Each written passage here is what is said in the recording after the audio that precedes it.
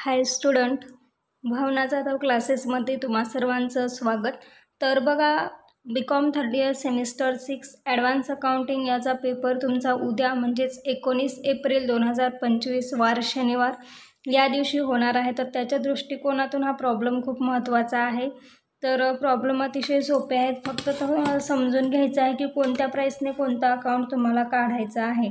तेवढं समजलं की तुम्हाला इथे मार्क्स हे भेटून जाणार आहेत. इथे 3 अकाउंट ओपन करायचे आहेत. एका अकाउंटसाठी तुम्हाला 4 गुण भेटतील आणि वर्किंग नोटसाठी तुम्हाला 2-3 मार्क असतील. तर असे एकूण 15 गुण तुम्हाला भेटून जाणार आहेत. तर त्यासाठी व्हिडिओ शेवटपर्यंत नक्की पहा. थोडासा बाकीचे जे अगोदरचे 2 प्रॉब्लेम आपण घेतलेले होते तर ते थोडे सोपे होते, परंतु प्रिव्हियस इयरच्या क्वेश्चन पेपरमध्ये ते तसेच प्रॉब्लेम विचारण्यात आलेले होते आणि असा सुद्धा प्रॉब्लेम विचारण्यात येऊ शकतो. तर ठीक आहे, तर त्यासाठी चॅनलवर नवीन असाल तर सबस्क्राईब करा, व्हिडिओला लाईक करा, तुमच्या मित्रमैत्रिणींना व्हिडिओ शेअर करा आणि ज्या विद्यार्थ्यांना या व्हिडिओची गरज नसेल त्यांनी कमीत कमी कमेंटमध्ये काहीही बोलू नकात, कारण तुम्हाला गरज नाही तर तुम्ही करू नकात ना व्हिडिओची.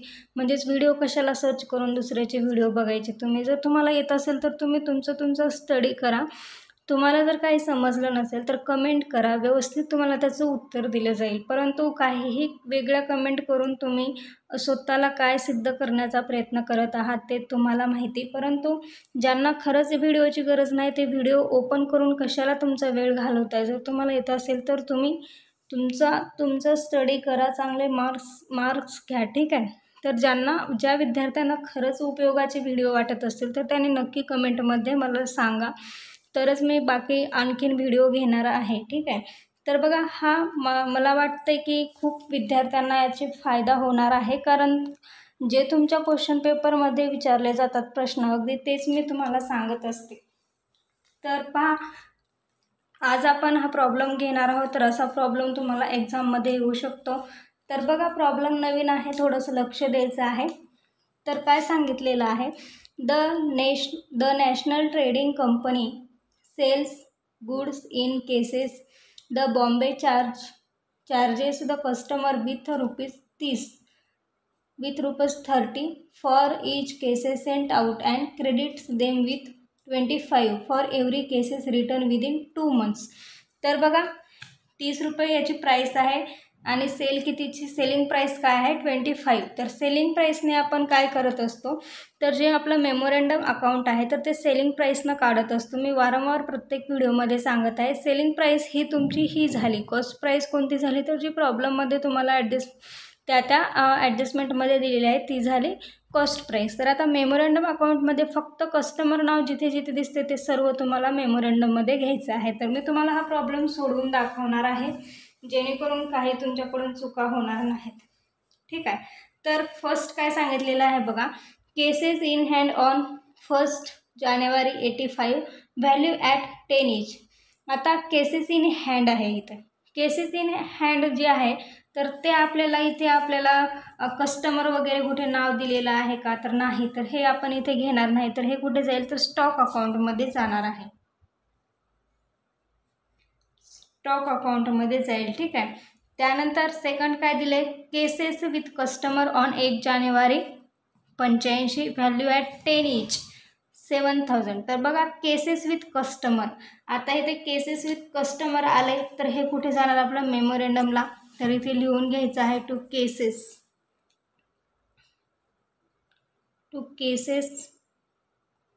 With customer. किती आहेत नंबर्स ऑफ. आता इथे बघा, कॉस्ट प्राईस 10 आहे, परंतु आपल्याला कॉस्ट प्राईसने मेमोरंडम अकाउंट काढायचं नाही, तर सेलिंग प्राईसने काढायचं आहे. तर सेलिंग प्राईस किती आहे आपले 25.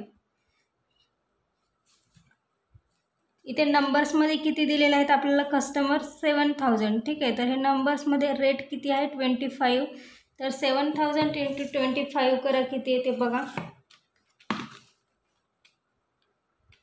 7,000 × 25 किती येईल, 1,75,000. तर 1,75,000 तुम्हाला इथे लिहायचं आहे. त्यानंतर थर्ड ॲडजस्टमेंट आहे, cases purchased during the year. हे आपण कुठे घेतो, स्टॉक अकाउंटमध्ये. त्यानंतर cases sent to customer during the year. आता केसेस कस्टमरचे आहेत तर ते सुद्धा इथेच येणार मेमोरंडममध्ये. Two cases sent to customer. नंबर्समध्ये काय येणार, किती सेंड केलेत त्याने, 20,000. याचा रेट काय येणार, सेलिंग प्राईस किती आहे, 25. तर 20,000 इंटू 25 करा, किती येतील, 5 लाख. हे 5 लाख तुम्ही इथे लिहा. असं लिहायचं नाही, ते जागा नाही म्हणून मी असं लिहिलेलं आहे, व्यवस्थित सरळ लिहायचं आहे. त्यानंतर 5 सांगितलेलं आहे, cases return by customer during the year, 15,000. आता हे केसेस रिटर्न केलेले आहेत म्हणजे मेमोरंडम अकाउंटच्या क्रेडिट साईडला by cases return by customer. Numbers किती दिलेत, 15,000. याचा रेट, आपली सेलिंग प्राईस किती आहे, 25. तर 15,000 इंटू 25 करा, किती येतील, 3,75,000. 3,75,000 येणार आहे. तर हे पहा, अशा प्रकारे मी सोडवून दाखवत आहे जेणेकरून तुम्हाला काहीही कन्फ्युजन होणार नाही. ठीक आहे. त्यानंतर काय दिलेलं आहे पहा, cases return by customer during the year. त्यानंतर cases with customer 31 December 85, given period not expired 2,000. आता केसेस विथ कस्टमरचा क्लोजिंग स्टॉक आहे, तर इथे लिहा बाय कस्टमर क्लोजिंग स्टॉक. किती आहे कस्टमरचा क्लोजिंग स्टॉक, इथे 2,000. हे सुद्धा आपल्याला सेलिंग प्राईसनं घ्यायचं आहे. 2,000 इंटू 25 करा, किती येतील, 5 लाख. हे पहा, इथे 5 लाख तुम्ही अशा प्रकारे लिहून घेतलेला असेल. ठीक आहे. त्यानंतर काय करायचं आहे तुम्हाला, डेबिट साईड आणि क्रेडिट साईड याची टोटल करायची आहे. सर्व आपण कस्टमरच्या रिलेटेड जे जे होतं ते सगळं आपण लिहून घेतलेलं आहे. त्यानंतर याची टोटल करा, बघा किती येते. डेबिटची टोटल करा, प्लस 5 लाख, 6,75,000. 6,75,000 आलेली आहे. रेटची टोटल तुम्हाला करायची नाही. त्यानंतर नंबर्सची टोटल करा, 27,000. तर इकडले नंबर्सची टोटल करा, किती येते पहा,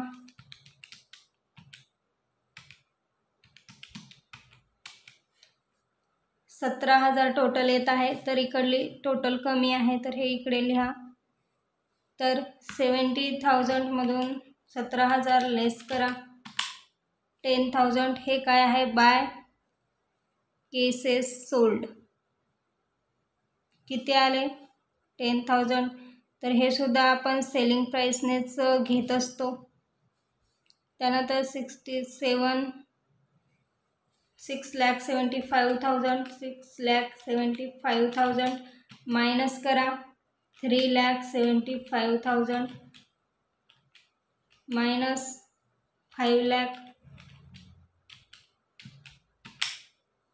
किती, 2 लाख.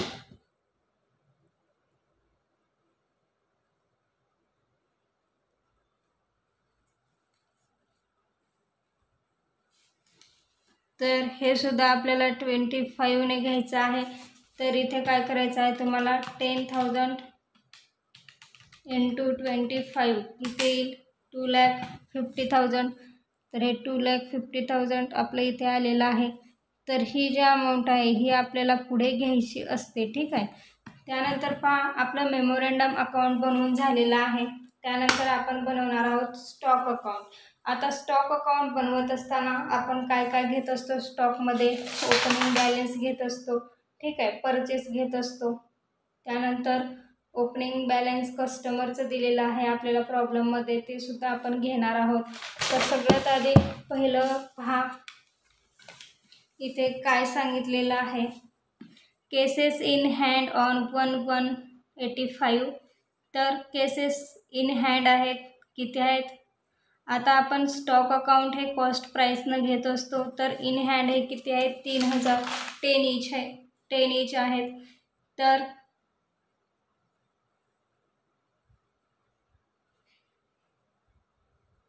आपण ते बॅलन्स आपण घेणार आहोत. इन हँड हे ओपनिंग बॅलन्स आहे.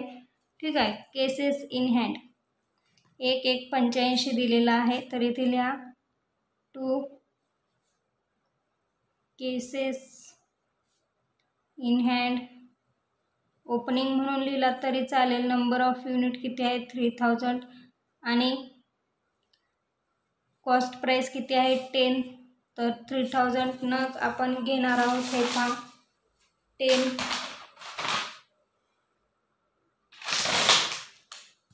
तर 3000 × 10 करा 30,000. ही इथे 30,000 लिहा. त्यानंतर काय सांगितलेलं आहे केसेस विथ कस्टमर. कस्टमरचं ओपनिंग बॅलन्स दिलेला आहे. हे सुद्धा आपल्याला कॉस्ट प्राइसनं घ्यायचं आहे. Cases with customer 2 cases with customer opening balance म्हणून लिहू शकतात किंवा अशा प्रकारे 2 केसेस विथ कस्टमर किती दिलेले आहेत नंबर 7000. सेलिंग प्राइस किती आहे याची कॉस्ट प्राइस 10 तर 70,000. त्यानंतर काय दिलेलं आहे पहा cases purchase during the year at 15 each. तर केसेस परचेस हे सुद्धा स्टॉक अकाउंटच्या डेबिटला 2 परचेसेस किती आहे प्रॉब्लेममध्ये पहा 12,000 15 ईच. नंबर्स ऑफ किती आहेत 12,000 15 ईच. 12,000 × 15 करा 1,80,000. त्यानंतर प्रॉब्लेममध्ये काय सांगितलेलं आहे पहा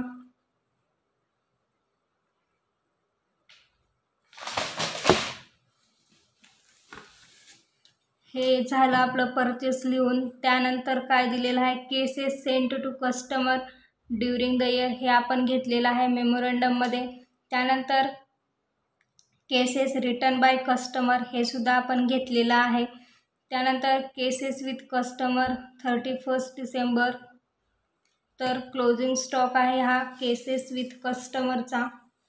तर इथे तुम्हाला लिहायचं आहे केसेस विथ कस्टमर बाय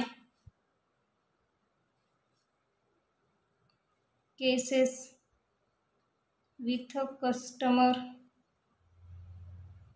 किती दिलेला आहे केसेस विथ कस्टमर 2000. तर हे आपण कॉस्ट प्राइस किती आहे तर कॉस्ट प्राइस आपली आहे ही 50. ठीक आहे.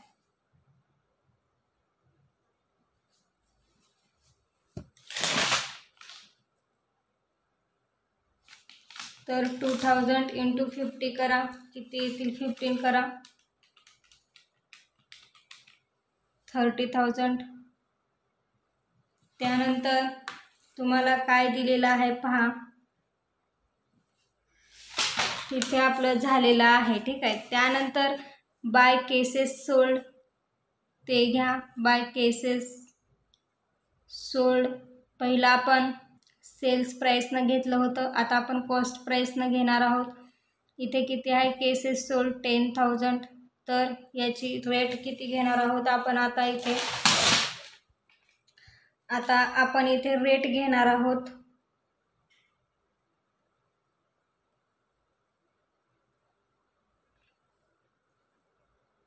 10 ईच.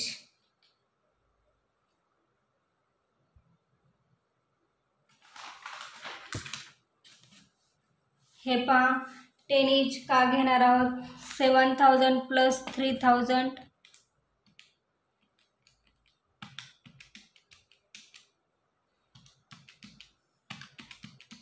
किती येतील 17,000 येतील. तर 17,000 हे आपले अगोदरचेच आहे. तर हे फिफो मेथड प्रमाणे इथे 10 ईच येतील. त्यानंतर याच्यातले -10,000 केल्यानंतर आणखीन किती राहतील 7,000 न 10 रुपये प्रमाणे राहणार आहेत. तर 7,000 आणखीन शिल्लक आहे. तर 10,000 × 10 करा किती राहतील 1 लाख. त्यानंतर तुम्हाला क्लोज करून घ्यायचं आहे. हे डेबिट आणि क्रेडिट साईडची टोटल करा किती येते पहा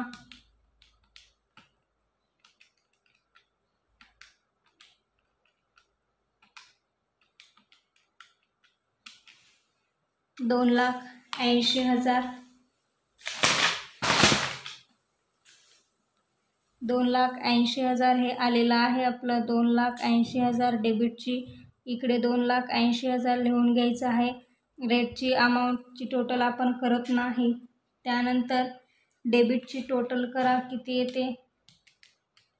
3,000 प्लस 7,000 प्लस 12,000 किती येतील? 22,000.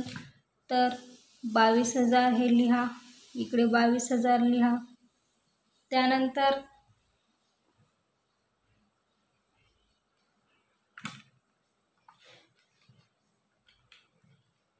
काय करायचं आहे? 28,000 लेस करा.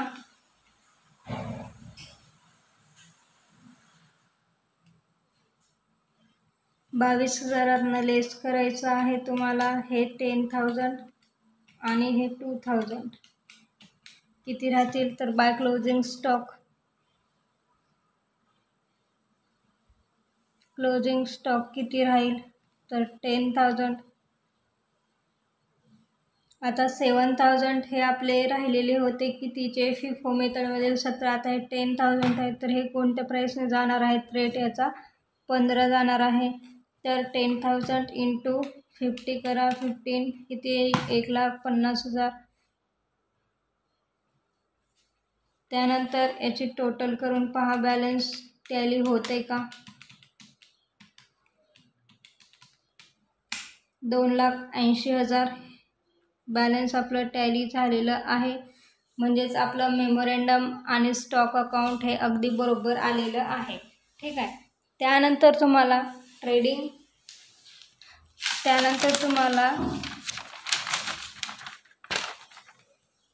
स्टॉक अकाउंट काढायचं आहे. आता स्टॉक अकाउंटमध्ये आपले बाय केसेस किती सोल्ड झालेले होते? तर मेमोरंडममध्ये आपले केसेस किती सोल्ड झालेले होते, किती रुपयाप्रमाणे, तर ते सर्व आपल्याला इथे लिहून घ्यायचं आहे. तर बघा, स्टॉक अकाउंटमध्ये आपण कॉस्ट प्राईसने घेतलेला आहे. तर स्टॉक अकाउंटची डेबिट साईड आपण ही कॉस्ट प्राईसनेच घेत असतो. तर इथे टू केसेस स्टॉक अकाउंट. आता स्टॉक अकाउंटमधील केसेस किती सोल्ड झालेले आहेत आपले? 10,000 नंबर्स. त्याचा रेट किती आहे? 10 आहे. हे इथे 1,00,000 इथे लिहून घ्या. त्यानंतर स्टॉक अकाउंटच्या क्रेडिटला आपण काय काय सोल्ड केलेलं होतं, तर ते आपण इथे घेतलेलं आहे. ठीक आहे. त्यानंतर मेमोरंडम अकाउंटच्या डेबिट साईडला पहा, क्रेडिट साईडला इथे by customer, bye debtors cases sold किती? 10,000. 25 सेलिंग प्राइस किती येणार? 2,50,000. त्यानंतर बाय रेंटेड चार्ज.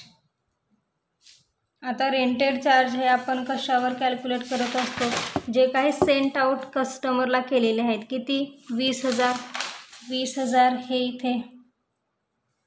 आता याचा रेंट किती असणार आहे आपण काढून घ्यायचं आहे. वर्किंग नोट बघा, आपले ड्रम्सची प्राईस किती होती? 30.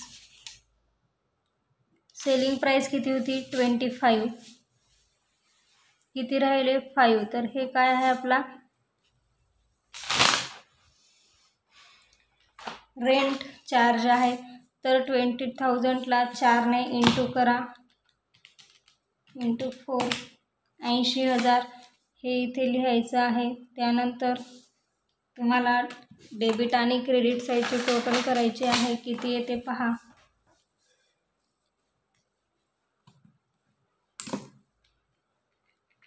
सॉरी, 5ने, इथे 5 आलेला आहे आपला रेंट चार्ज. तर किती येईल ते? 1,00,000. तर टोटल करा दोन्हीची.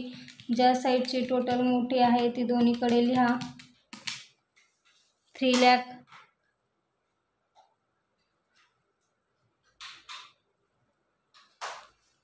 3,50,000 तीच रेटचा टोटल करत नाही आपण. 3,50,000 इकडे लिहा. त्यानंतर नंबर्स किती आहेत 10,000, इकडचे किती आहेत तेवढेच आहेत. त्यानंतर याच्यातनं लेस करा, हे 1,00,000 किती राहतील 2,50,000. तर हा 2,50,000 हा आपला नेट प्रॉफिट आलेला आहे. तर अशा प्रकारे हे तुम्हाला प्रॉब्लेम विचारले जाते. तर या प्रकारे तुम्हाला याचा आन्सर हे सोडवायचा आहे. काही समजलं नसेल कमेंट बॉक्समध्ये नक्की कळवा. नेक्स्ट व्हिडिओमध्ये आपण आणखीन यावरचे प्रॉब्लेम हे घेणार आहोत, ठीक आहे. परंतु नेक्स्ट व्हिडिओमध्ये मी सोडवून दाखवणार नाही, फक्त समजून सांगणार आहे. तर हा प्रॉब्लेम मी व्यवस्थित सोडून दाखवलेला आहे. तर अशाच प्रकारे तुम्हाला प्रॉब्लेम एक्झाममध्ये येऊ शकतात. अजूनही सबस्क्राईब केलं असेल चॅनलला सबस्क्राईब करा, तुमच्या मित्रमैत्रिणींना व्हिडिओ शेअर करा. भेटूया आपण नेक्स्ट व्हिडिओमध्ये. तोपर्यंत अभ्यास करा. धन्यवाद.